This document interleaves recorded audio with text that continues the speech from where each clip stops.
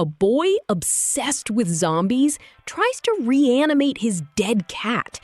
Instead, he accidentally turns his classmate into the undead girlfriend of his dreams. But this is no cute rom-com. It's a tragedy about a girl's body slowly falling apart. Let's be clear, the premise of Sankarea sounds like a dream for its protagonist, Chihiro Furuya. He's a high school kid whose defining trait is a zombie fetish. When the beautiful, popular Rhea Sanka dies and comes back thanks to a potion he brewed, it seems like his ultimate fantasy has come true. The show plays with this, giving us moments of awkward romance and comedy as he tries to navigate life with a zombie girlfriend. But right from the start, there's a deep, unsettling sadness underneath it all. This isn't a power fantasy, it's a ticking clock. Before she's a zombie, Rhea Sanka is a prisoner. Her life is a gilded cage controlled by an obsessively overbearing father whose affection crosses into deeply creepy territory.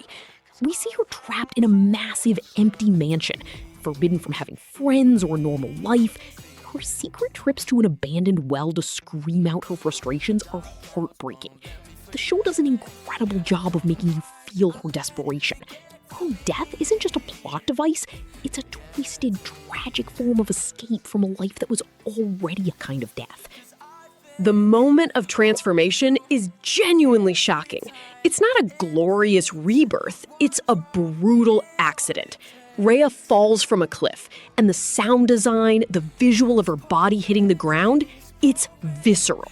When she gets up, pale and with glowing red eyes, the horror isn't that she's a monster, but that she's a broken doll. Chihiro's reaction is a perfect mix of terror, fascination, and a sudden crushing sense of responsibility.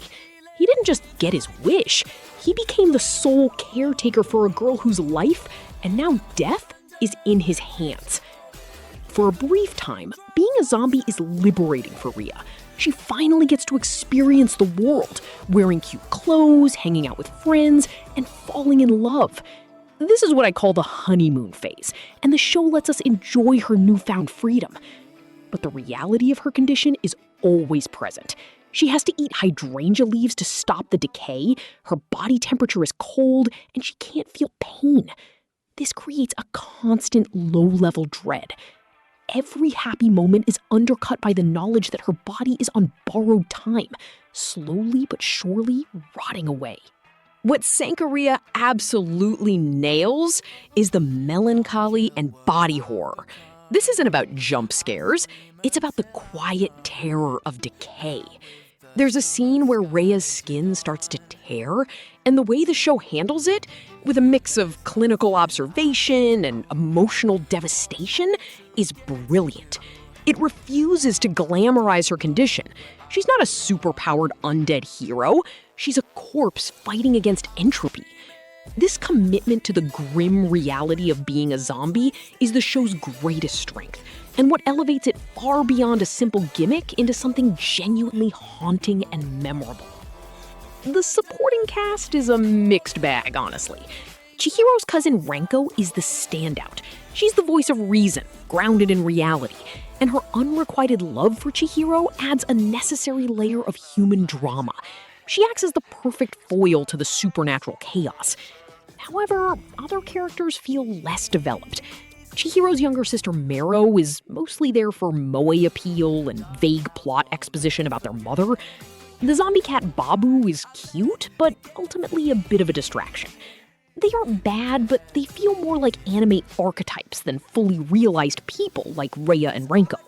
If the show has one major weakness, it's the villain.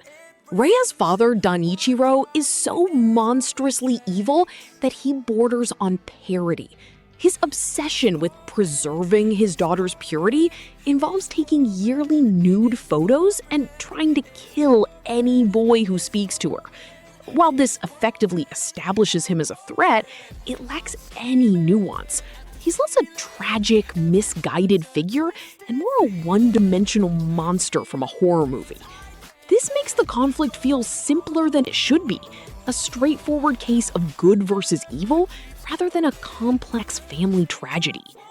Now, we have to talk about the ending. The anime concludes on a hopeful but deeply unsatisfying note, leaving almost every major plot thread unresolved.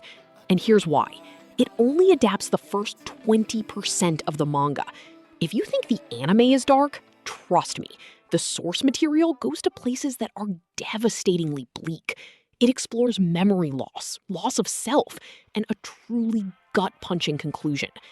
The anime feels like a prologue to the real story, a story we never got to see animated.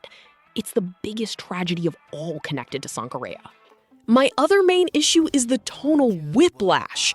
For a show that handles its tragic themes with such grace, it has a bizarre tendency to inject clumsy fan service and ecchi humor. These moments completely break the immersion. One minute you're contemplating the horror of Rhea's decaying body, the next there's an awkward panty shot or a slapstick sequence involving the cat. It feels like the show couldn't fully commit to its serious horror romance identity and felt obligated to tick some standard anime rom-com boxes, which ultimately weakens the overall impact. So, should you watch Sankarea? My answer is a firm yes, but with a warning label attached. You have to go into it knowing it is an incomplete work. Think of it as a beautiful, haunting, and deeply flawed first act. The art is gorgeous, the central romance is tragic and compelling, and its exploration of body horror is top tier. It will stay with you long after the credits roll on the final episode, but it will also leave you with a profound sense of what if. Watch it for the beautiful tragedy it starts, not for the conclusion it never reaches. Thank you for watching this deep dive into Sankarea. It's a show that really stuck with me, for better or for worse. If you enjoyed this analysis, please consider liking the video and subscribing to Top Screen Tales. And now I want to hear from you. What flawed gem of an anime should I review next? Let me know in the comments.